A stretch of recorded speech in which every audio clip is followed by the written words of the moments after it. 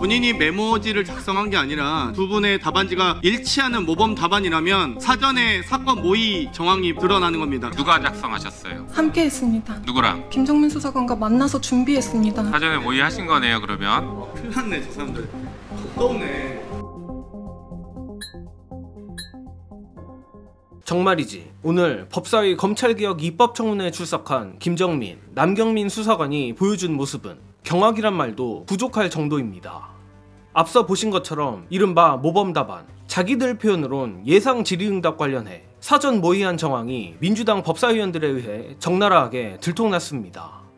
또한 이를 법정 용어로 다시 말하자면 위증 사전 모의 의혹에 대한 강력한 정황이 드러난 것인데, 일단 영상을 만들고 있는 지금 이 순간에도 저 두 수사관의 답안지에 대한 수많은 보도가 쏟아지고 있어 제가 모두 짚을 수는 없겠지만 저로서 가장 의문인 부분은 두 가지 정도가 있습니다. 첫째, 남부지검의 관봉권 띠지 증거인멸이 사실이라면 정말 나라가 뒤집어질 정도의 국가범죄임에도 저 두 수사관이 청문회에 준비해온 것을 보면 어이없을 정도로 허술하다는 것입니다.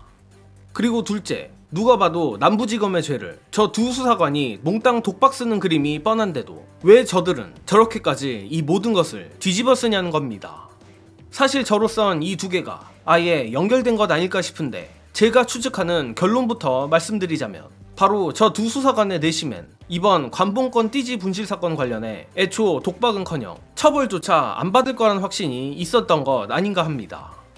즉, 국회 청문회란 자리는 이러나 저러나 위증의 처벌을 감수해야 하는 자리이기에 입은 맞추되 대범하게 종이를 뽑아 가져갈 정도로 수사관들 입장에서 청문회를 대수롭지 않게 여긴 것으로 의심됩니다.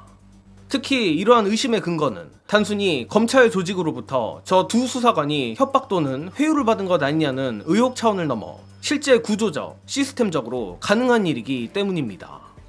물론 지금껏 검찰의 이재명 대통령을 향한 수사, 예를 들어 대장동 사건의 정행학 회계사의 법정 진술, 최근 드러나고 있는 대북 송금 사건의 검찰청 술파티 의혹 등을 보건대 두 수사관을 향한 검찰의 회유 역시 의심을 안 할 수 없습니다. 하지만 무엇보다 위증, 정확히는 국회 증언감정법 위반에 대해 기소하는 주체가 바로 저 두 수사관의 친정인 검찰이란 게 문제입니다.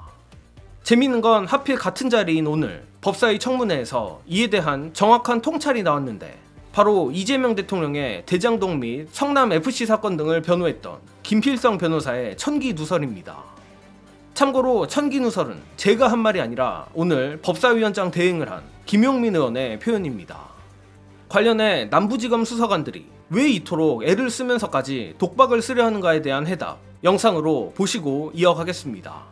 지금 광복궁 사건을 기억하시겠지만 저도 이제 뉴스에서 봤는데 보자마자 모든 국민들이 경악을 했습니다. 아니 이게 없어졌다고? 그러니까 사실 이게 무슨 수사 경험이 있다거나 전문가가 아니어도 바로 중요한 증거란 걸 알 수 있는 상황이었는데 확인하지 못해서 지금 없앴다는 얘기를 하는 거잖아요. 근데 다 떠나서 제가 이걸 예로 드는 이유는 이렇습니다. 김정민 수사관이시죠? 김정민 수사관 입장에서 장영태 의원님도 그렇지만 위증이나 이런 거 경고를 하셨잖아요. 이분이 지금 누가 제일 무서울까요? 이 사건이 위증으로 되던 아니면 없어진 것에 대해서 책임을 묻던 누가 묻든 간에 수사를 누가 합니까? 지금 검찰이 합니다. 하고 있어요. 지금 검찰이 하고 있고요. 그래서 검찰이 수사가 끝나고 나면 검찰이 기소 여부를 결정을 해서 기소를 할 수도 있습니다. 그리고 구형도 검찰이 하겠죠. 여기서 거짓말을 했다, 위증을 했다는 사유로 고소고발을 하시더라도 결국은 검찰 손으로 갑니다. 경찰을 거치더라도. 그리고 보안수사라는 이름으로 자기들이 입맛에 맞는 식으로 마사지할 가능성은 충분히 있죠. 그러니까 결국은 김정민 수사관 입장에서 이 검찰이 무서운 거지 국회가 무서운 게 아닙니다. 수사된 증거 기록을 만들 수 있기 때문에 저는 오늘 김정민 수사관이 이렇게 제가 옆에서 듣기에도 갸우뚱하도록 답변하는 거는 사실 저 사람 입장에서는 당연한 일이라고 생각합니다. 네, 김필성 변호사님께서 지금 청기 누설을 하셨습니다. 김필성 변호사의 명쾌한 해설이 군더더기 없는 정답이라고 저는 생각합니다. 그 중에서도 특히 뼈아픈 대목은 다 차치하고 경찰이 수사하더라도 기소 여부는 검찰이 결정하게 된다는 것입니다.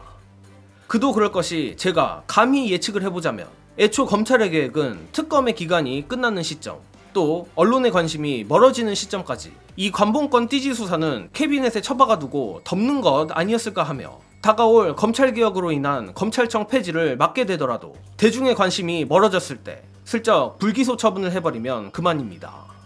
심지어 운 좋게 검찰개혁 법안이 검찰의 입맛대로 중수청도 법무부에, 그리고 보안 수사권 및 전권 송치 권한까지 검찰이 가지게 되면 앞서 길게 말한 캐비넷 숙성 과정 없이 더더욱 쉽게 사건을 덮을 수 있었을 겁니다. 즉, 보안 수사권이 없어도 이론적으로 사건 은폐가 가능한 마당에 검찰이 보안 수사권까지 가지게 되면 어떻게 될지 정말 아득해지는데, 말이 나와서 더 보태자면 현재 검찰개혁 여론에는 그래도 경찰의 미비한 수사가 있을 수 있으니 검사에게 보안 수사 요구권 정도는 보장해주자는 의견이 다수입니다. 또한 저 역시 검찰에게 보안 수사 요구권 정도는 있어야 한다고 생각합니다. 그런데 희한한 건 최근 들어 과거 검찰이 보안 수사 요구를 하여 사건이 지연된 것을 경찰에게 뒤집어 씌우고 이를 역으로 검찰의 보안 수사 존치 필요성으로 내세우고 있는 움직임이 있습니다. 오늘자 매불쇼에서 이를 정말 정확히 짚었는데, 위에 언급된 사건들이 대표적으로 이재명 대통령에 대한 경찰의 무혐의 결과를 검찰의 보안 수사 요구로서 뒤집은 사례들이고, 이 중 일부 사건은 친검 언론에서 수사 지연 프레임을 잡아 공격하기도 했습니다. 다시 말해 민주시민들조차 대체로 필요하다 인정한 보안 수사 요구권도 실은 절대 약한 권한이 아니라는 것입니다. 하물며 그것을 한참 초월한 보안 수사권은 김학의 사례만 봐도 얼마나 터무니없이 강한 권한인지 알 수 있습니다. 아무튼 마무리하자면 분노스럽긴 하지만 오늘 남부지검의 두 수사관 덕분에 검찰청의 셔터를 내리는 시간은 꽤나 단축될 것 같고, 이재명 대통령이 검찰에게 도륙당한 걸 보고도 이제 와서 검찰을 믿어보자는 주장은 상당히 수그러들 것으로 예상합니다. 하지만 검찰개혁 법안이 처리될 9월 25일까지 우리가 방심해서는 안 됩니다. 특히 오늘 두 수사관의 태도를 봐도 알 수 있지만 검찰청 해체를 앞둔 이 순간에도 검찰은 오만하기 짝이 없고 늘 뒷구멍으로 새로운 흉계를 꾸미는 조직입니다. 9월 25일까지 길다면 길고 짧다면 짧은 20일이 남았는데 민주당이 꼭 이 점을 잊지 않길 바라며 이번 소식은 여기서 마칩니다. 영상 봐주신 여러분 감사합니다.